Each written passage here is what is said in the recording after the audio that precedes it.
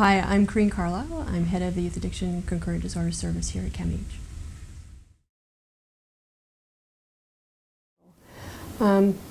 First off, I think of how challenging it is to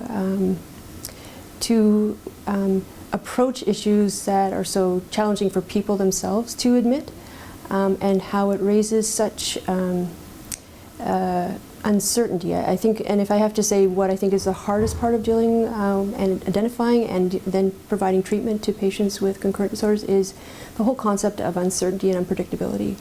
My understanding is that for people who have addiction and concurrent disorders, that the mere sort of point of getting to where it can be identified within themselves, that they have an issue with a substance as well as having a mental health issue and maybe having some interplay between those two, it takes a tremendous amount of internal courage. And I think that means that when we are meeting with patients, they're either working tremendously hard to cover up that they're struggling, and so it feels that we might be asking questions that are uncovering a strength, or rather diminishing a strength. So somebody comes with all of their efforts and resources going towards covering up and maintaining function when they're dealing with symptoms and substance. And I think we innately feel that if we're asking about substance, then we're tearing away some of the structure that actually is helping that patient. And we're uncovering then that sort of moment where something has to be brought to light, which is hard for a person to face themselves. So that's one scenario. I think the other scenario on the other extreme is that we see patients when they're in the throes of everything falling apart because those resources have not been sufficient to keep things on track. So we sort of see people in the process of losing the function in their life and really in a state of crisis or chaos. And I think so we see, and everything in the middle of those two extremes of the spectrum. And I think the barriers are the chaos and the acknowledging the courage, and also then sort of having to bring a structure and shore up when there's a lot of chaos. And I think that raises enormous anxieties within us as care providers. And I think as care providers, we went into providing care for people because we want to identify and fix problems. And these are not so easily identified and so not easily fixed. And I think then we have to sit with our own sense of helplessness and the uncertainty that we have when something's not more immediately identified and fixed. So I think that whole multifactorial piece makes it tremendously difficult for people to feel comfort or comfortable in raising the questions once they're raised and identified, knowing what to do with it.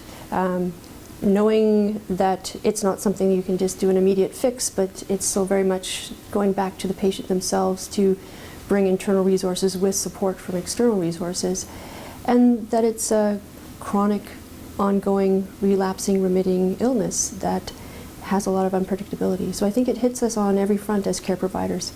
I think it's tremendously challenging.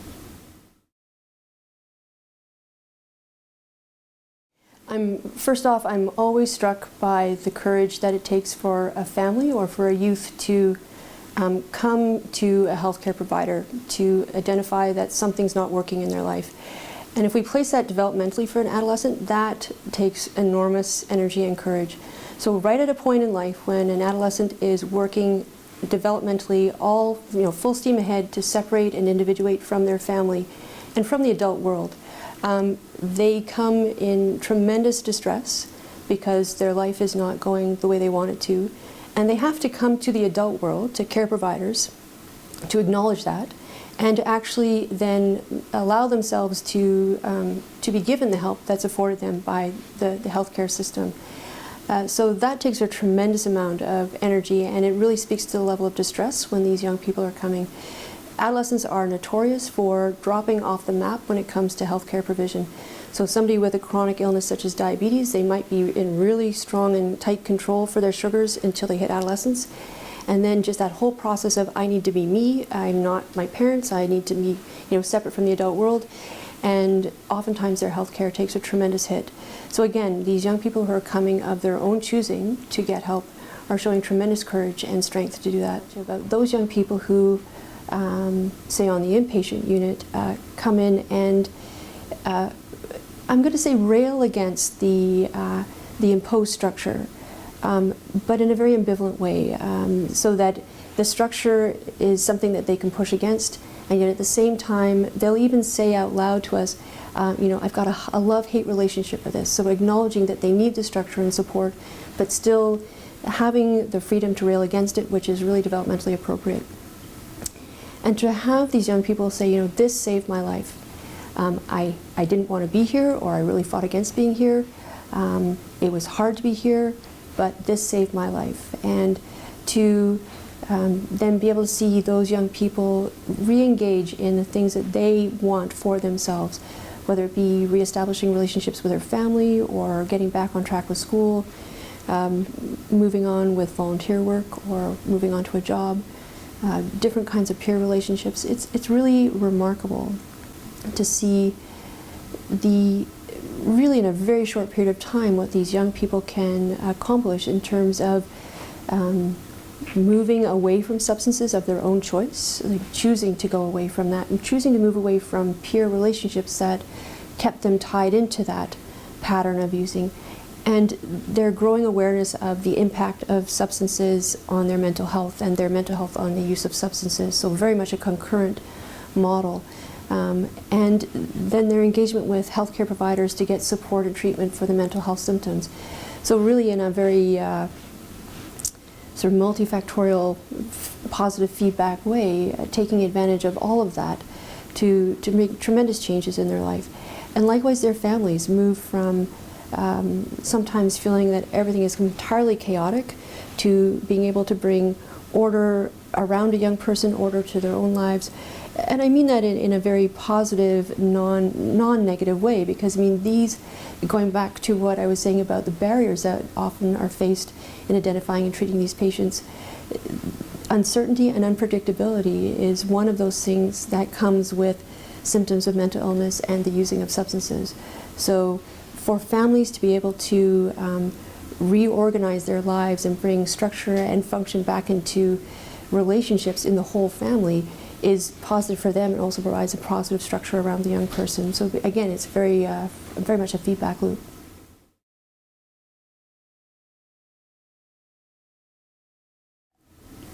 I very much approach all patients with a strong eye to really wanting to see the person who has the disorder, the person who has the addiction, not the disorder, but really to focus on who is this person who has had the courage to come to get help for something that they see is not going the direction they want it to go in their life.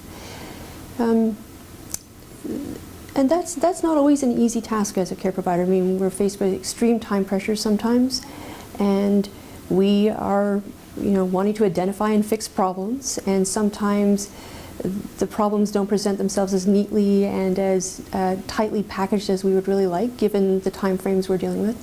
But I think we have to kind of get over ourselves and really acknowledge that we're here to help human beings, not to make diagnoses and give medications. I think, and that's not to say that that's what anybody does, but I think, as a way of summarizing and encapsulating it, we really need to allow ourselves to be human so that we can help the human beings who come for help. Learning psychiatry is a process, and I remember the first day, or virtually the first day of medical school, when we sat in that large gross anatomy theater, and we were told that in anatomy alone we were going to be learning the equivalent of a whole new language, just in terms of the medical terminology. Well, that's where your mental energies have to go at that stage in your training. And as you go through medical school and you're being exposed to all these different medical disciplines, you have to put your mental energies to learning the language and the skills of each discipline. And then as we move into residency, we're focusing that on one area of psychiatry, and that allows us to hone skills more deeply and also to bring back, I think, the early passion for what got us into medicine in the first place, in terms of the humanness of it. And I remember very clearly in medical school somewhere somebody saying that, you know, medical school basically beats the passion of providing care out of you, but you get it back. You get it back when you're actually in a position to then bring to bear all of the knowledge and skills that you've learned through that process.